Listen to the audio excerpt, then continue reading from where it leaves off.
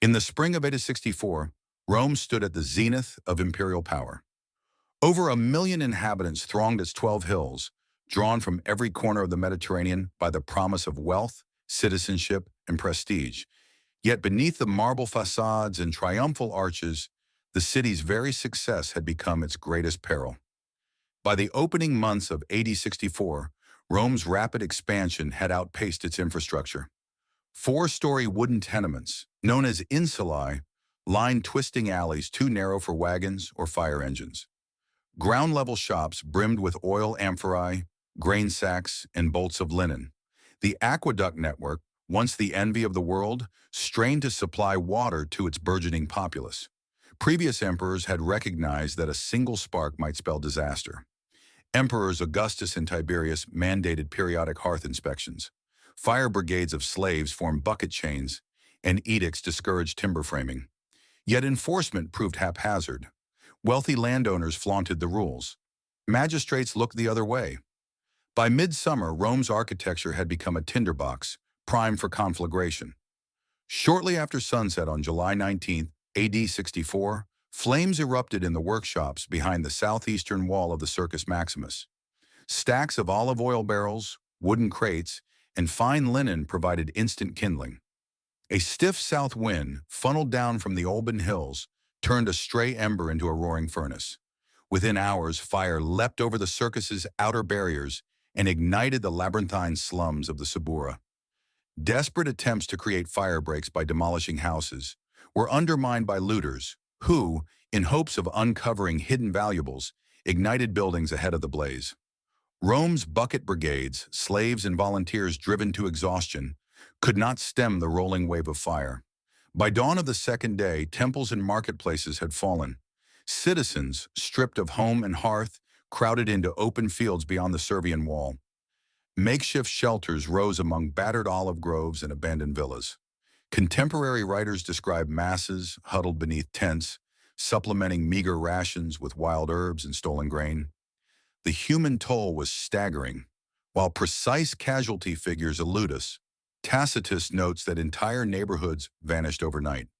Families lost heirlooms and identities tied to ancestral dwellings.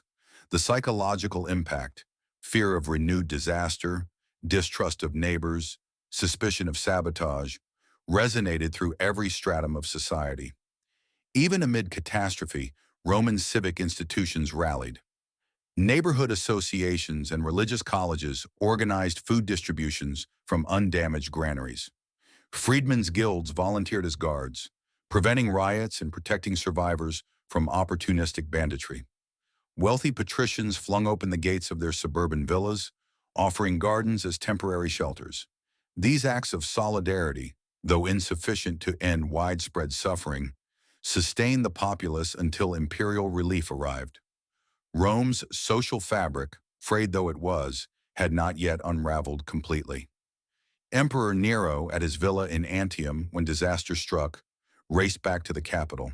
Contrary to the caricature of indifference, he personally oversaw relief efforts.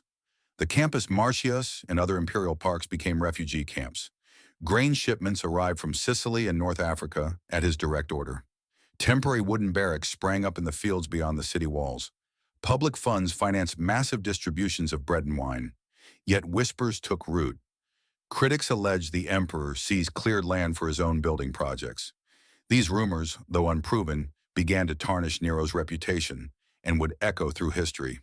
From the ashes emerged the enduring image of Nero fiddling while Rome burned.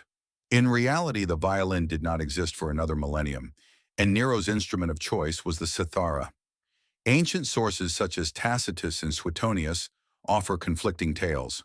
Some claim he sang epic verses as the flames roared. Others insist he led chants to solicit divine aid. These accounts stem largely from senatorial historians hostile to Nero, weaving moral lessons into their narratives. Within weeks of the fire's containment, Nero introduced sweeping urban reforms. Height limits capped insulae at 70 Roman feet. Fire-resistant materials, brick and stone, became mandatory. Streets were straightened and widened into effective fire breaks. Shared walls were outlawed. Fountains and cisterns proliferated to ensure better access to water. In principle, These measures foreshadowed modern zoning laws and disaster planning. In practice, enforcement varied widely. Wealthy residents bribed magistrates to skirt height restrictions. Merchants rushed to rebuild shops, often ignoring new codes. Nonetheless, Rome's rebuilt quarters bore the indelible mark of post-fire urban planning. On the charred slopes of the Esquiline and Palatine Hills, Nero erected the Domus Aurea, his golden house. Vaulted halls shimmered with frescoes. Octagonal chambers opened beneath oculi to the sky. Artificial lakes rippled beside marble colonnades. Lead-heated water flowed through ornate fountains, an engineering marvel for its day. Yet the palace became a symbol of excess. Vast swaths of cleared urban land fell under imperial control. Senators accused Nero of arson to justify his privatizing of public space. After his death, the Flavian emperors buried much of the Domus Aurea, erecting baths and amphitheaters atop its ruins to reclaim civic land. The financial burden of relief efforts and monumental rebuilding strained the treasury. To replenish funds, Nero debased the silver denarius, reducing its purity, and imposed new taxes on Italian landowners and provincial towns. Confidence in Roman currency wavered. Merchants and foreign traders voiced growing unease.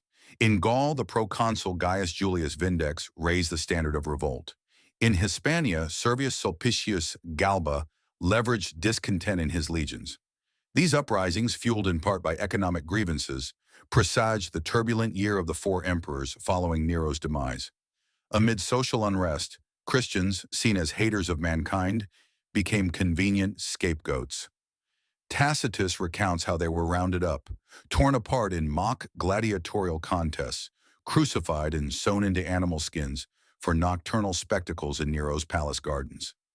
Spectators, enraptured by the spectacle, watched human torches light the night sky. Though the persecution was limited in scope, it marked the empire's first state-sponsored assault on the Christian sect. Narratives of martyrdom that emerged from this ordeal would resonate through centuries of Christian memory. By AD 67, Nero's policies had alienated the Senate, the army, and the provinces alike. Declared a public enemy, he found himself deserted by the Praetorian Guard. On June 9, AD 68, the emperor fled Rome and took his own life. The Julio-Claudian dynasty collapsed with him. What followed was nearly 2 years of civil war. Galba, Otho, Vitellius, and finally Vespasian emerged in rapid succession. This tumult underscored the fragility of imperial power and the enduring impact of the Great Fire's political and fiscal legacies. The Great Fire of AD 64 stands as a vivid lesson in the vulnerabilities of urban life. It tested the limits of civic solidarity, revealed the potency of imperial relief, and catalyzed innovations in building codes and city planning. Yet it also demonstrated how disaster can be politicized, how public trust may fracture under suspicion of elite self-interest. Today, city planners and policymakers draw on Rome's experience to underscore that resilience demands more than brick and mortar. It requires transparent governance, equitable resource distribution, and the humility to balance grandeur with the common good. From the smoldering ruins on the Palatine to the grid of wider streets beneath modern footfall, the legacy of Rome's conflagration endures as both warning and inspiration. The ashes of Nero's Rome remind us that catastrophe and renewal are inseparable, each blaze kindling new ideas, each ruin beckoning reinvention. Thank you for joining us on this historical journey. If you enjoyed this video, please give it a thumbs up, share your thoughts in the comments below, and subscribe for more captivating stories from our past. Until next time, keep exploring and stay curious.